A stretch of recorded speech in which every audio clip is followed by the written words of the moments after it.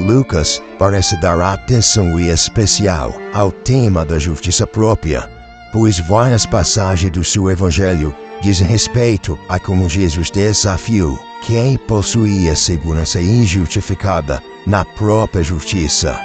Por exemplo, leia em Lucas capítulo 13, versículo 1 ao 5.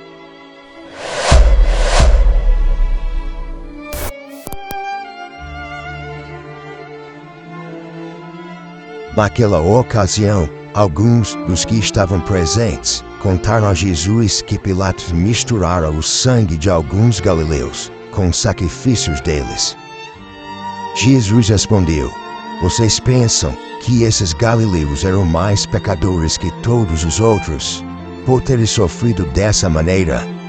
Eu lhes digo que não, mas se não se arrependerem, todos vocês também perecerão. Ou vocês pensam que aqueles 18 que morreram quando caiu sobre eles a torre de Siloé eram mais culpados do que todos os outros habitantes de Jerusalém? Eu lhes digo que não, mas se não se arrependerem, todos vocês perecerão também. Vocês se consideram melhores que assassinos, e estupradores, mentirosos, adúlteros e homossexuais. Essas pessoas serão condenadas ao sofrimento sem fim no inferno, mas se vocês não se arrependerem, perecerão com eles." A primeira parábola encontra-se em Lucas capítulo 18, do versículo 9 ao 14. Há alguns que confiavam em sua própria justiça e desprezavam os outros. Jesus contou esta parábola. 2 homens subiram ao templo para orar. Um era fariseu e o outro publicano. O fariseu em pé orava no íntimo: "Deus, eu te agradeço porque não sou como os outros homens, ladrões, corruptos, adúlteros, nem mesmo como este publicano. Jejuo 2 vezes por semana e dou o dízimo de tudo quanto ganho." Mas o publicano ficou à distância. Ele nem ousava olhar para o céu, mas batendo no peito dizia: "Deus, tem misericórdia de mim, que sou pecador." Eu lhes digo que este homem, e não o outro, foi para casa justificado diante de Deus. Pois quem se exalta será humilhado, e quem se humilha será exaltado. É bastante difundida em muitos círculos a afirmação de que não devemos julgar as pessoas. Essa ideia foi distorcida e levada a tal extremo que invalida o discernimento moral e a autoridade da igreja. Embora a Escritura fale contra o julgamento antibíblico e hipócrita, ela não proíbe, antes, ordena o julgamento moral das pessoas com base nos preceitos revelados a nós na Escritura. Amados, não creiam em qualquer espírito, mas examinem os espíritos para ver se eles procedem de Deus, porque muitos falsos profetas têm saído pelo mundo. 1 João capítulo 4, versículo 1. Portanto, fazer avaliações corretas, baseadas nos preceitos bíblicos, não deveriam ser confundido como marca da justiça própria. De fato, Jesus nos ensinou: "Não julguem apenas pela aparência, mas façam julgamentos justos." João capítulo 7, versículo 24. Nosso Senhor nos proibiu de julgar falsamente e nos ordenou fazer julgamentos justos.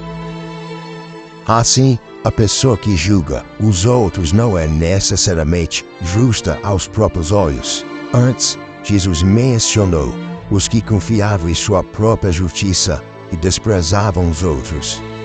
Visto que a Escritura declara que todos os homens são totalmente depravados antes da regeneração, quem confia na própria justiça engana a si mesmo. E é incapaz de perceber que está na mesma condição miserável das pessoas desprezadas por ele, e tão carente da graça e misericórdia soberana de Deus quanto elas.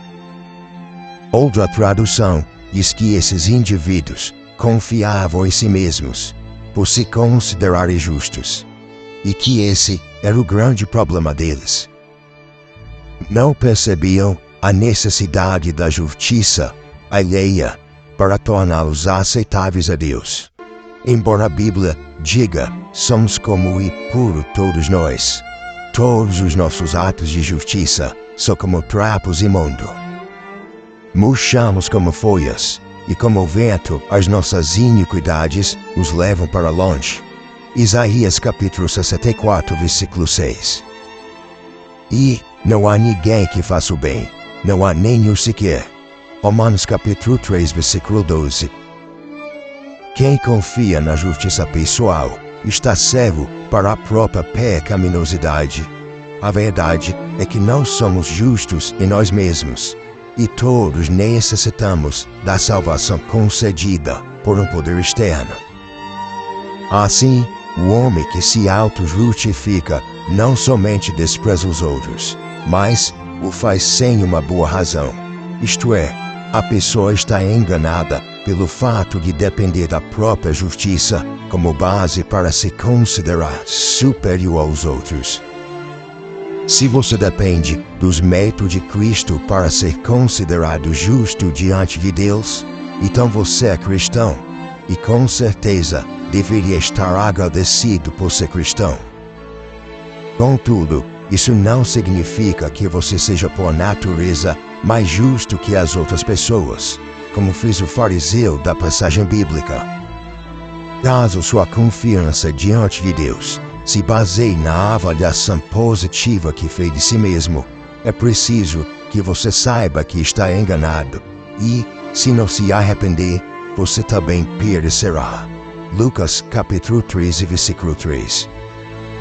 Mesmo alguém considerado justo pelos homens, mas a quem Deus não imputou a justiça de Cristo, sofrerá no final o mesmo destino dos injustos, como ladrões, adúlteros e assassinos. O fariseu não percebeu esse ponto. Ele disse, jejuo 2 vezes por semana e dou o dízimo de tudo quanto ganho. Confira no versículo 12. A pessoa que confia na própria justiça depende de boas obras, como o jejum e o dízimo, para se justificar diante de Deus. Mas isso é insuficiente. Jesus explicou, pois quem se exalta será humilhado, e quem se humilha será exaltado. A pessoa que confia na própria justiça exalta a si mesma. Ela não espera pela aprovação divina, mas se exalta diante de Deus e dos outros. Sempre que entra em contato com pessoas, tenta mostrar de imediato todas as suas credenciais e menciona todas as boas obras que faz. Mas Jesus nos ensinou a agir de outro modo. Portanto, quando você der esmolas, não anuncie isso com trombetas, como fazem os hipócritas nas sinagogas e nas ruas, a fim de ser honrado pelos outros. Eu lhes garanto que eles já receberam sua plena recompensa. Mas, quando você der esmola, que a sua mão esquerda não saiba o que está fazendo a direita, de forma que você preste a sua ajuda em segredo. E seu pai, que viu o que é feito em segredo, o recompensará. Mateus capítulo 6, versículo 2 ao 4. Jesus também disse a respeito do publicano, eu lhes digo que este homem, e não outro, foi para casa justificado diante de Deus. Este é um final surpreendente e especial para os ouvintes judeus do primeiro século. O publicano foi justificado e não o fariseu, que parecia ter realizado várias boas obras. Qual é a diferença entre eles? Leia o versículo 13. Mas o publicano ficou à distância. Ele nem ousava olhar para o céu, mas batendo no peito dizia, Deus, tem misericórdia de mim, que sou pecador.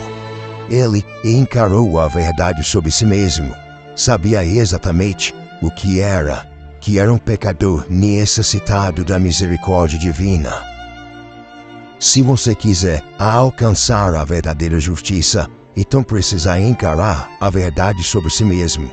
O publicano não só encarou a verdade sobre si mesmo, mas também entendeu a única solução para o seu pecado.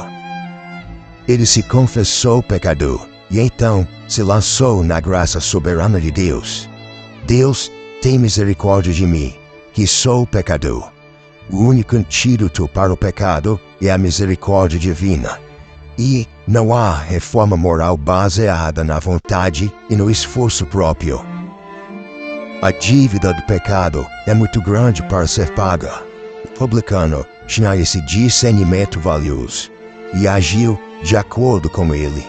Em vez de negar a dívida ou prometer pagá-la, o que não podia fazer, ele implorou por misericórdia, e Deus a possui em profusão. Tu és bondoso e perdoador, Senhor, rico em graça para com todos os que te invocam. Salmos 86, versículo 5. Quando nos aproximamos de Deus, devemos em primeiro lugar avaliar nossa verdadeira condição, e então depender apenas da misericórdia dele. Não há outro caminho. De fato, sem que Deus primeiro nos mostre misericórdia e ilumine a mente, não reconheceremos a própria pecaminosidade. Dessa forma, do princípio ao fim, a salvação procede apenas de Deus, que tem misericórdia de quem Ele quiser. Então, Jesus concluiu a parábola com a admoestação: pois quem se exalta será humilhado, e quem se humilha será exaltado. Lucas capítulo 18, versículo 14.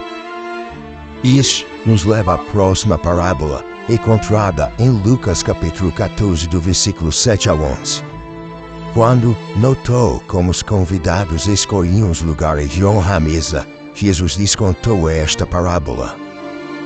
Quando alguém o convidar para o banquete de casamento, não ocupe o lugar de honra, pois pode ser que tenha sido convidado a alguém de maior honra do que você. Se for assim, aquele que convidou os dois virá e lhe dirá: dê o lugar a este. Então, humilhado, você precisará ocupar o lugar menos importante. Mas, quando você for convidado, ocupe o lugar menos importante, de forma que quando vier aquele que o convidou, diga-lhe: amigo, passe para o lugar mais importante. Então, você será honrado na presença de todos os convidados. Pois todo o que se exalta será humilhado, e o que se humilha será exaltado. Jesus observou que algumas pessoas escolheram os lugares de honra para si. Elas fizeram isso por ter a si mesmas em alta conta ou por desejarem se exaltar. Para atacar esse tipo de comportamento, Jesus ensinou que a verdadeira honra é concedida e não tomada. Isso é especialmente verdade no reino de Deus. Permaneça humilde e espere que Deus o eleve. Em vez de escolher os lugares de honra para si, escolha os inferiores. Em vez de passar pelo embaraço de ser privado da honra que presumiu contar, assuma uma posição inferior e deixe que outra pessoa o eleve. Os cristãos precisam aprender essa lição. Esperamos egoísmo e autoexaltação da parte do mundo, mas as mesmas atitudes e comportamentos característicos dos incrédulos estão impregnados em muitas congregações. Mesmo ministros se conectam com outros, não para prestar mais serviço a seu povo ou promover a glória de Deus, mas para multiplicar as conexões que lhes trazem fama e lucro financeiro. Alguns pregadores se autodenominam apóstolos e tentam exercer a autoridade sobre muitas igrejas. No entanto, muitos deles sequer conhecem o suficiente da Bíblia para dar aula a uma classe infantil. Nem mesmo Jesus Cristo buscou honra para si, mas procurou fazer a vontade de Deus, a fim de obter a honra procedente do Pai. Ele diz em João capítulo 5, versículo 44: como vocês podem crer se aceitam glórias uns dos outros, mas não procuram a glória que vem de Deus único. Em João capítulo 8, versículo 54, ele afirmou: se glorifico a mim mesmo, a minha glória nada significa.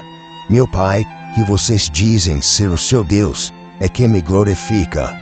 A verdadeira honra provém de Deus, e não dos homens. Algumas pessoas fariam qualquer coisa para conseguir algum reconhecimento, mas de onde ele procede? O apóstolo Paulo diz, em Filipenses capítulo 2, versículo 3, nada façam por ambição egoísta ou por vaidade, mas humildemente considerem os outros superiores a si mesmos. Existe a falsa humildade.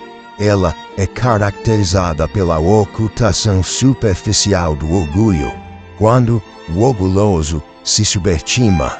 Contudo, a verdadeira humildade não nega os fatos, isto é, você pode admitir que conta com alguns talentos, mesmo eles são dádivas divinas, mas você não age de forma arrogante por causa deles, e exibindo-os sempre diante dos outros, e desejando receber reconhecimento e louvor dos outros.